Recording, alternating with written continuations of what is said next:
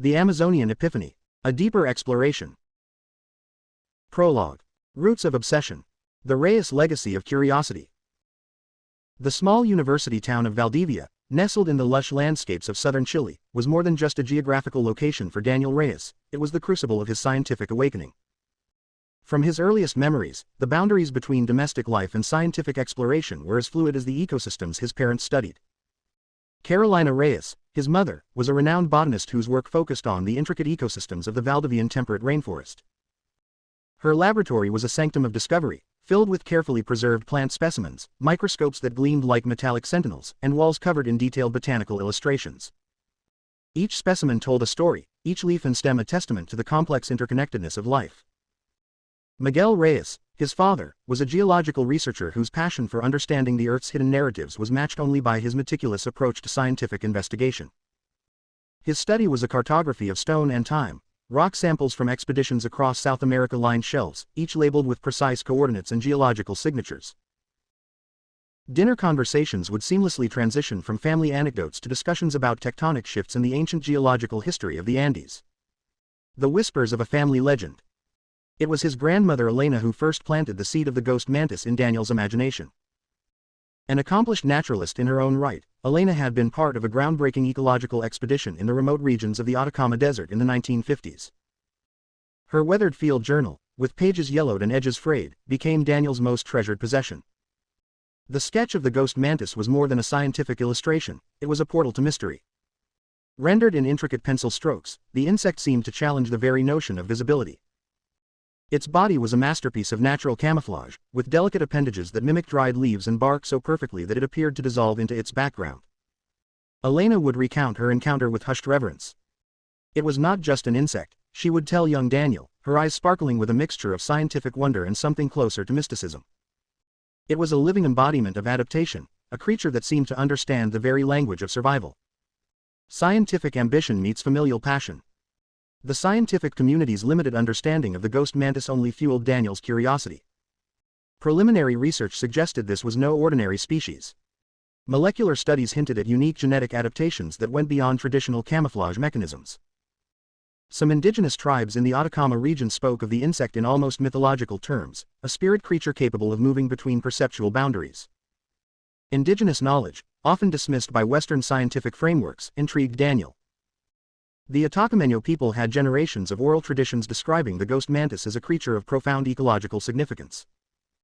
Their stories spoke of an insect that could become invisible not just through physical camouflage, but through a deeper, almost quantum-like interaction with its environment. A partnership of intellects. Elena Martinez, Daniel's wife, brought her own profound perspective to this quest.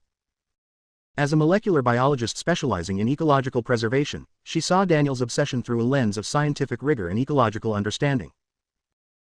Their marriage was a collaborative ecosystem, each supporting and challenging the other's scientific hypotheses. Where Daniel was driven by the romantic notion of discovery, Elena provided the methodical framework. Her work in genetic preservation and ecological modeling complemented his exploratory spirit.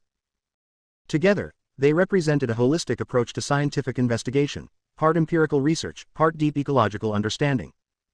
The ghost mantis was more than a research subject for Daniel. It represented a bridge between scientific investigation and a deeper, almost spiritual connection to the natural world. It was a symbol of the intricate, often invisible connections that bind ecosystems together, a metaphor for the unseen networks of life that his parents had dedicated their careers to understanding. As Daniel prepared for the expedition that would define his life's work, the legacy of his family, their curiosity, their scientific rigor, and their profound respect for the natural world, was his most valuable inheritance. Chapter 1. The Vanishing. Layers of uncertainty. Preparation. The convergence of science and intuition. The expedition had been years in the making, a culmination of Daniel Reyes's lifelong pursuit of the enigmatic ghost mantis. The targeted region was a near-mythical intersection of ecological complexity, a remote corridor where the Amazon's biodiversity reached its most intricate expression. This was not merely a scientific expedition, it was a pilgrimage to the heart of biological mystery.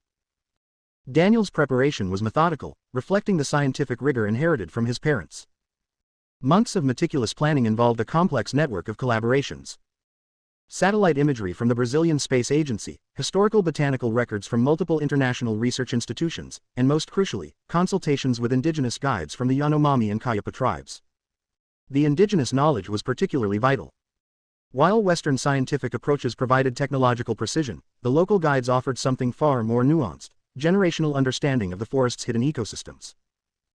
Their oral histories spoke of creatures that existed in the liminal spaces between perception and camouflage, ecosystems that breathed with a consciousness beyond traditional scientific understanding.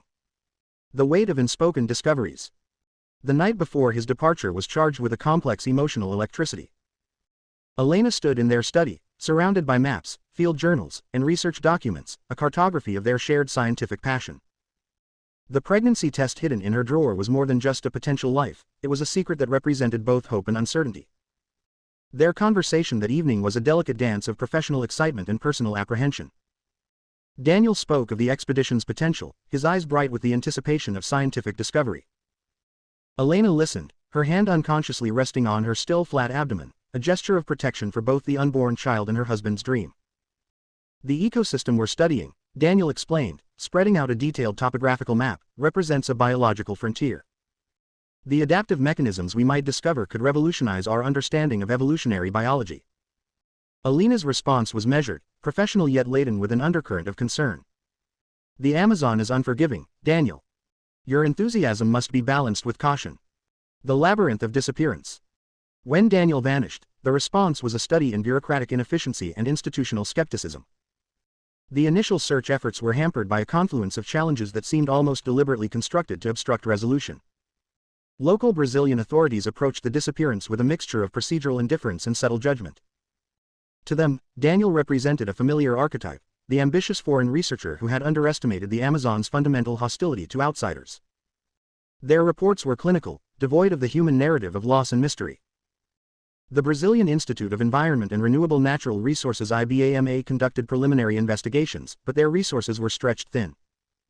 The Amazon's vast, nearly impenetrable terrain made comprehensive search operations logistically challenging and financially prohibitive. Elena's resistance. While official channels gradually lost interest, Elena Martinez emerged as a force of scientific and personal determination. Her molecular biology background provided her with a methodical approach to problem solving, but something deeper, an intuitive understanding of Daniel's scientific mind, told her that his disappearance was not a simple case of wilderness tragedy. She began her own parallel investigation, leveraging her professional network and personal contacts. Research grants were redirected, satellite imagery was reanalyzed, and indigenous contacts were carefully cultivated. Where official search parties saw an ended narrative, Elena saw an unfinished scientific story. The pregnancy she carried became both a source of vulnerability and strength. Each day of her investigation was a delicate negotiation between personal grief, scientific curiosity, and the growing life within her. Daniel's disappearance was not just a personal loss but a scientific mystery that demanded resolution. The unseen connections. What neither the search parties nor the official reports could capture was the deeper ecological context of Daniel's expedition.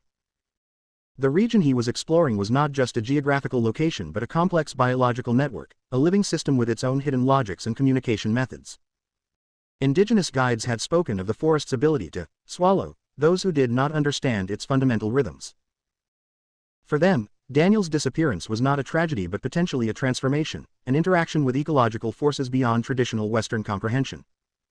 As weeks turned into months, the mystery of Daniel's vanishing became more than a missing persons case.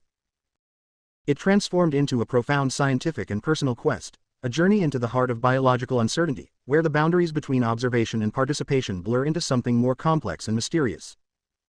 Elena continued her investigation, carried by a combination of scientific rigor, personal love, and a growing conviction that Daniel's disappearance was not an end, but a beginning of a much larger, more intricate story. Chapter 2. Elena's transformation, beyond survival. The crucible of adaptation. Elena Martinez's transformation began not in the Amazon's lush forests, but in the sterile confines of her molecular biology laboratory.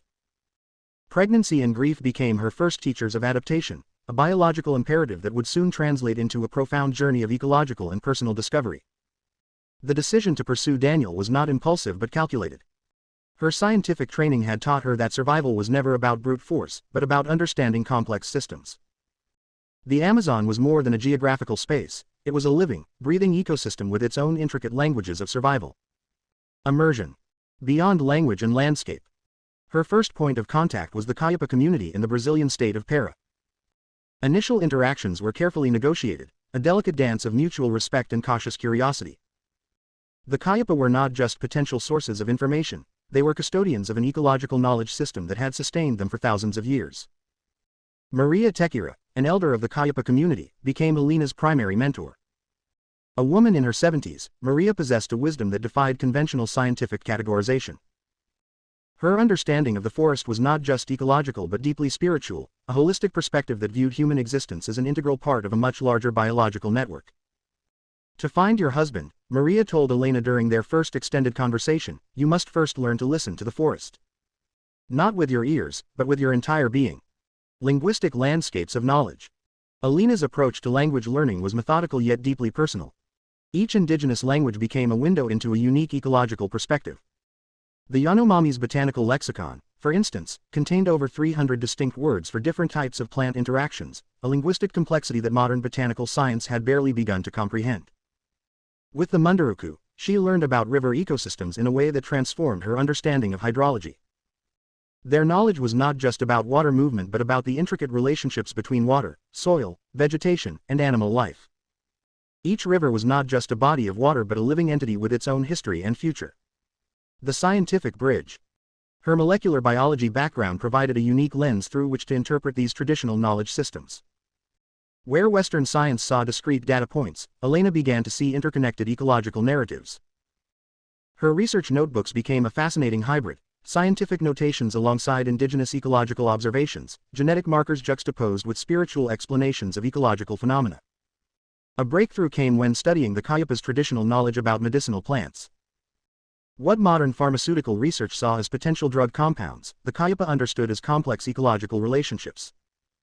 Elena's genetic analysis began to reveal molecular mechanisms that validated traditional ecological knowledge, a scientific vindication of indigenous wisdom. Personal transformation and scientific discovery. As months passed, Elena's quest became more than a search for Daniel. Her growing pregnancy became a metaphor for the larger ecological processes she was studying, a testament to adaptation, survival, and the profound interconnectedness of life. Her research gradually took shape as a groundbreaking study that challenged fundamental assumptions about ecological knowledge. Traditional Western scientific paradigms that separated human experience from ecological systems were systematically dismantled through her work. The indigenous communities were not just subjects of study but active collaborators. They shared their knowledge not as a favor, but as a recognition of a deeper, more fundamental scientific partnership. Elena's approach was revolutionary. She was not extracting information but participating in a collaborative knowledge creation process. The emerging narrative. By the time her research began to take a more defined shape, Elena had transformed. She was no longer just a molecular biologist searching for her husband. She had become a bridge between different knowledge systems, a translator of ecological languages that existed far beyond traditional scientific understanding. Her growing documentation suggested that Daniel's disappearance was not a tragedy, but potentially a profound ecological interaction, a transformation that defied conventional scientific explanation. The Amazon, she was learning, was not just a geographical space to be studied, but a living, sentient ecosystem with its own complex communication systems. As her pregnancy advanced and her research deepened, Elena began to understand that her quest was about something far more significant than finding Daniel. It was about understanding a fundamental, yet mysterious relationship between human consciousness and ecological systems, a journey that was just beginning. The forest, with its infinite complexity, seemed to be waiting, not just to be understood, but to be experienced. Chapter 3. Daniel's Unseen Journey. The Landscape of Forgotten Self. When consciousness returned, it was not like awakening, but like emerging, slow, fragmented, dreamlike. The first sensations were tactile. The rough texture of woven palm fiber against his skin, the humid air thick with the scent of earth and green decay, sounds that seemed to pulse with a living rhythm. Daniel's initial memories were like shattered glass, fragments that reflected something familiar but refused to form a coherent whole. His name came to him first, not as a solid fact, but as a whisper. Daniel. The word felt both intimate and strange, like a word spoken in a language he was struggling to remember. The head injury had been more than physical trauma. It was a complete recalibration of his perceptual system, stripping away the rigid scientific frameworks that had once defined his understanding of the world. What remained was a raw, almost childlike capacity for observation, unfiltered, immediate, profoundly receptive. The guardians of invisible knowledge. The tribe that found him belonged to the Kawahiva people, a group so isolated that most Brazilian authorities considered them mythical. Their territory was a hidden corridor of the Amazon, an ecosystem so complex that it defied traditional cartographic representation. They were not simply inhabitants of the forest, they were its living memory. Roni, the tribal elder who first tended to Daniel, was more than a caretaker. He was a keeper of ecological knowledge that had been preserved through generations of oral tradition. His initial interactions with Daniel were measured, observant, treating the injured stranger as both a potential threat and a possible messenger from another world. The Kawahiva's language had no direct translations for many Western scientific concepts. Their communication was a complex symphony of gesture, sound, and an almost telepathic understanding of environmental nuance. They did not see the forest as a collection of resources or specimens, but as a living, breathing entity with its own consciousness. Botanical resurrection. Daniel's scientific training emerged not as explicit memory, but as an intuitive botanical understanding. Where once he would have approached plant identification through taxonomic classification, he now experienced vegetation as a dynamic, communicative system. His hands remembered what his mind had forgotten. When gathering medicinal plants, his movements were precise, his selection intuitive. The tribe watched in silent amazement as this stranger with fractured memory demonstrated an uncanny ability to identify healing plants with an accuracy that seemed almost supernatural. Roni recognized this capacity as more than mere skill. "The forest speaks to you," he told Daniel one evening, "not because you understand its language, but because you have forgotten your own." The ghost mantis. From specimen to spirit. The transformation of Daniel's understanding of the ghost mantis was perhaps the most profound aspect of his journey. What had once been a scientific obsession, a rare specimen to be studied and classified, now became a living metaphor for existence itself. The Kawahiva spoke of the ghost mantis not as an insect, but as a spiritual entity, a creature that embodied the fundamental principle of transformation. Its ability to disappear and reappear, to blend perfectly with its environment, was seen as a profound teaching about the nature of perception and reality. During a crucial ceremony, Roni showed Daniel a living ghost mantis. Under the flickering light of a palm oil fire, the insect seemed to dissolve and reappear, challenging the very boundaries of visibility. "Look," Roni said, "not with your eyes, but with your entire being." The dissolution of boundaries. As weeks turned into months, Daniel's sense of self began to shift. The clear demarcations between observer and observed, between human and environment, became increasingly fluid. His scientific training, now working at a subconscious level, merged with the tribe's holistic ecological understanding. His fragmented memories became less a source of anxiety and more a kind of liberation. Without the weight of his previous identity, Daniel was experiencing the forest in its most fundamental state, as a living, breathing, interconnected system. The pregnancy of his wife Elena, a fact that existed somewhere in the blurred edges of his fractured memory, seemed to resonate with the forest's own generative power. Life, he was learning, was not about individual survival, but about complex, intricate networks of relationship and adaptation. A new perception. By the time the Kawahiva began to fully accept Daniel as more than a stranger, he had become something between a scientific observer and a spiritual apprentice. His understanding of the world was no longer about classification and control, but about listening, adapting, and participating. The ghost mantis, his original quest, had transformed from a scientific specimen into a profound metaphor for human existence. Its ability to become invisible, to adapt, to survive, these were no longer just biological mechanisms, but philosophical principles. As the Amazon's green infinity surrounded him, Daniel understood that his journey was far from a scientific expedition.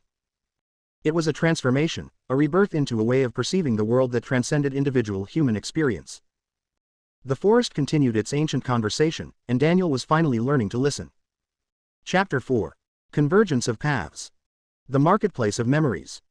The Manaus Marketplace was a living, breathing ecosystem of human interaction, a microcosm of the Amazon's complexity. Vibrant fabrics, exotic fruits, and the multi-layered sounds of multiple languages created a sensory landscape that defied simple description. It was here, amidst this controlled chaos, that two journeys would intersect. Elena had been tracking Daniel's potential whereabouts for months, her research a meticulous blend of scientific methodology and intuitive understanding. Her pregnancy, now visibly advanced, seemed to pulse with its own sense of anticipation. Each step through the marketplace was both a scientific investigation and a deeply personal pilgrimage. Daniel moved through the same space with a different awareness, a perspective shaped by years of living with the Kawahiva, his perception altered by trauma, healing, and a profound ecological transformation. The marketplace was not just a location, but a living network of human and natural interactions. The moment of recognition. Their eyes met across a stall selling medicinal herbs, a moment that transcended the simple act of visual recognition. It was as if two complex ecosystems were suddenly acknowledging each other's existence, a moment of profound biological and emotional synchronicity. Daniel's recognition was not immediate, but gradual. Memories began to surface not as a flood, but as carefully emerging fragments. The specific curve of Alina's smile triggered a cascade of recollections: their first meeting at an ecological conference, the way she would annotate research papers, the precise timbre of her laugh when she discovered something truly extraordinary. Elena saw multiple versions of Daniel simultaneously. There was the husband she had lost, the scientific researcher driven by curiosity. But there was also this new version. Someone who had been fundamentally reshaped by an experience that defied traditional understanding. His movements were different, more fluid. His eyes held a depth that spoke of experiences beyond words. The language of unspoken understanding. Their initial conversation was a delicate negotiation of identity and experience. Daniel's memories returned in precise, almost clinical moments. The scientific part of his brain, never truly lost, began to catalog and process his own transformation. "I remember our first research collaboration," he said softly, his hand unconsciously touching a bundle of medicinal herbs. "The paper we published on ecological micronetworks." Elena recognized this as Daniel's way of anchoring himself, using scientific memory as a bridge between his fractured past and present self. Her response was equally measured. "You've changed," she said. It was not an accusation, but an observation of profound transformation. The child of two worlds. Elena's pregnancy became a metaphor for their reunion, a living testament to adaptation and continuation. The child she carried represented more than just biological continuation. It was a bridge between Daniel's scientific past, his transformative experience with the Kawahiva, and their shared ecological understanding. The marketplace around them continued its rhythmic dance. Vendors called out, children played, the complex ecosystem of human interaction continued uninterrupted. But for Daniel and Elena, the world had momentarily contracted to this single point of reconnection. Ecological reunion. Their conversation was not a simple catching up, but a complex exchange of ecological knowledge. Daniel spoke of the Kawahiva's understanding of forest systems, Elena of her research with indigenous communities. They were no longer just partners, but collaborative researchers understanding a world far more complex than traditional scientific paradigms suggested. The ghost mantis, the original catalyst of Daniel's journey, hung between them as a shared metaphor. No longer just a scientific specimen, it had become a symbol of transformation, of the ability to adapt, to become invisible at will. The weight of transformation. As the marketplace's energy swirled around them, Daniel and Elena understood that their reunion was more than a personal event. It was a convergence of different ways of knowing, of understanding the world. Their individual journeys had been preparation for this moment, a profound realignment of personal and scientific understanding. The child within Elena seemed to pulse with this same energy of potential, a living embodiment of adaptation, of the ability to exist between different worlds. Their reunion was quiet, profound, filled with the weight of unspoken experiences. But it was also a beginning, of a new understanding, a new way of seeing the world, a new collaborative journey of discovery. The marketplace continued its eternal dance, oblivious to the profound transformation that had just occurred within its living, breathing space. Epilogue. A renewed understanding. The laboratory of living knowledge. Their home in Manaus became more than a residence, it was a living research center, a bridge between multiple ways of knowing. Located on the edge of the city, with the Amazon's green infinity stretching beyond its windows, the house reflected their transformed approach to scientific understanding. Their newborn son, Miguel, became the first recipient of this new knowledge system. Named after Daniel's father, the child was raised with a holistic understanding that blended rigorous scientific methodology with the profound ecological wisdom of indigenous communities. His first words were a mixture of scientific terminology and indigenous language, a linguistic representation of their new collaborative approach. Redefining scientific paradigms. The research project that emerged from their combined experiences was revolutionary. Where traditional scientific approaches sought to categorize and control, Daniel and Elena's work was about understanding, truly understanding, the intricate networks of ecological interaction. Their documentation went far beyond traditional ethnographic or biological research. Each study was a collaborative effort with indigenous communities, who were no longer subjects of research but active co-creators of knowledge. They developed a new methodology that Elena termed ecological dialogues, a research approach that viewed scientific investigation as a conversation rather than an extraction of information. The ghost mantis. A living metaphor. The creature that had initially driven Daniel's quest transformed into something far more significant. The ghost mantis was no longer just a rare species to be studied, but a profound metaphor for the ways living systems adapt, communicate, and survive. Their research revealed extraordinary insights.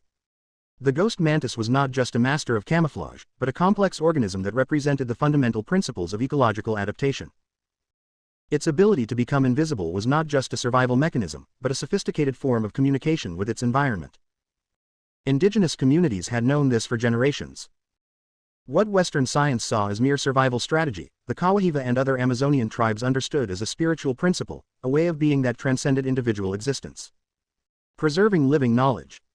Their work became a critical effort in preservation, not just of biological diversity, but of entire knowledge systems that were rapidly disappearing. Each interview with an elder, each documented plant use, each shared story was an act of cultural and ecological conservation. The project attracted international attention, but Daniel and Elena were careful to maintain the integrity of their approach. Research funding came with strict conditions. Indigenous communities would have full rights to their knowledge, with no exploitative research practices. The invisible connections. Miguel grew up in this unique environment, a child who understood that knowledge was not something to be possessed, but something to be in constant dialogue with. His early education was a blend of formal scientific training and indigenous wisdom, taught by both his parents and the community elders who had become extended family. The Amazon continued to be their greatest teacher. Its complexity defied simple explanation. Each research project revealed not definitive answers, but deeper questions. The forest remained a living, breathing entity, mysterious, resilient, infinitely complex. A philosophical transformation. Their journey had transformed from a personal quest to a broader mission of ecological understanding. The ghost mantis, once Daniel's singular obsession, had become a symbol of their shared philosophy. It represented the invisible connections that bind all living systems, the delicate balance between visibility and invisibility, between knowing and respecting the unknown. In the heart of the rainforest, some secrets remained just that, secrets. Not to be conquered or fully revealed, but to be respected, understood, and honored. Their work was not about unveiling every mystery, but about developing a profound, humble relationship with the natural world. A relationship of listening, of dialogue, of continuous learning. The Amazon breathed. And they listened.